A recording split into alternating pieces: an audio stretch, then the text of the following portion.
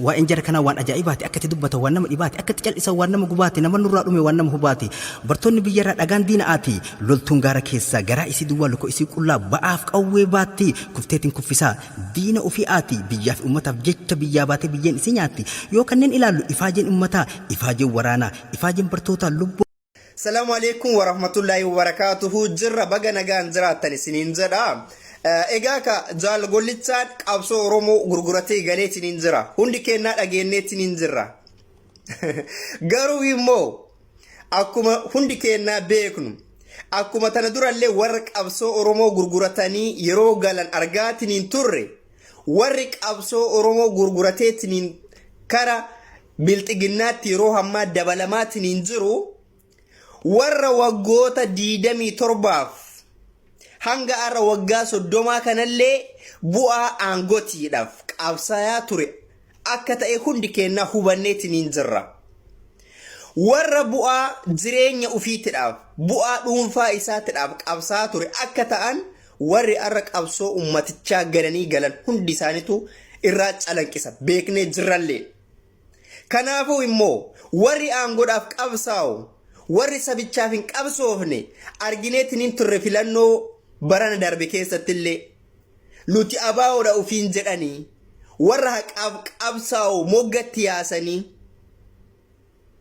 gaafa filannoodhaaf dhiyaatan filatamuu miti namuma isin maali jedhan dhabaniitiin booddee filannoo keessaa galaltanyaa ta'anii bahan. Okay?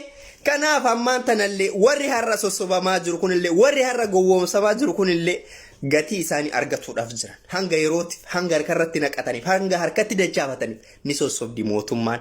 Garuu immoo gaafa hunda isii harkatti qabatte achi buute majaraa dhabuudhaaf jira arguu jirtan immoo yaadadha ummanni keenya Oromoon nama Oromoo ganee milkaa'e tokkolleen argine ka salphate malee jedhe Jawaar.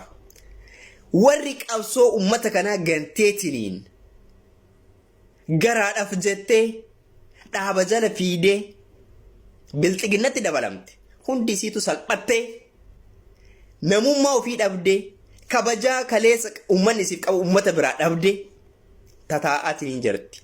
Ammallee immoo namni qabsaa ofiin jedhu hundi qabsaa miti beekamaadha. Kanarra qabsaa ofiin jedhu boru qabsoo ummataa gurguratee gala beekamaadha. Garuu immoo kan haqaan qabsaa kan dhugaan qabsaa numa jira. Warri lubbuu ofii itti dhaban warri achi buutee isaanii dhabaman ni jiran warri har'a immoo qilixoo ta'an ni jiran. Kana qabsaa naqaa. Kana keessallee boru ka sharafamu jiraachuu danda'a. Ummanni immoo kafaanaa hiriiru qabu kan dhugaan ummatichaaf qabsaa'e ta'uu qaba. Kanaadhaaf namicha qabsoo gurguratee galee jenne wanni nuti wajji tokkolleen hin jiru jechuudha kunuma jiru. Namni garaaf jiraatu dhumni isaa akkanuma jechuudha. Gaafa waan garaa argate numa gala.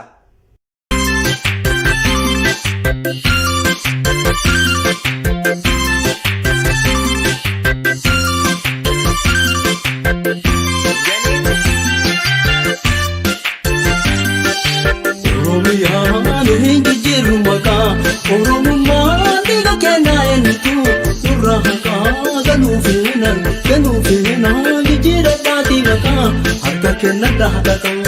Oromiyaan hindi jiru maka Oromummaan dhiiga kennaa eenyutu nurra haqaa galuufeenaan jijjiiradhaati maka harka kennadha haqaqa.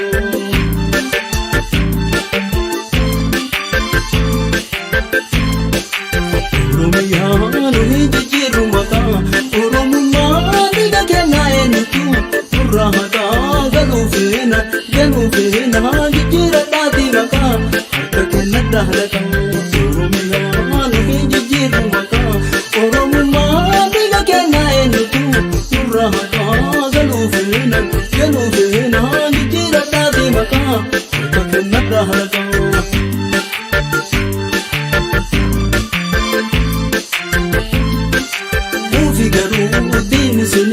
Subir waame akka maraa hidhatti isin naqa murtii jedhee gadi yaadee aduutti isin qaqa kanas beeka dhaadhaqa rabbiif jedhaa dhaaba haqaa nurraa nyaatu dhaabaqaa.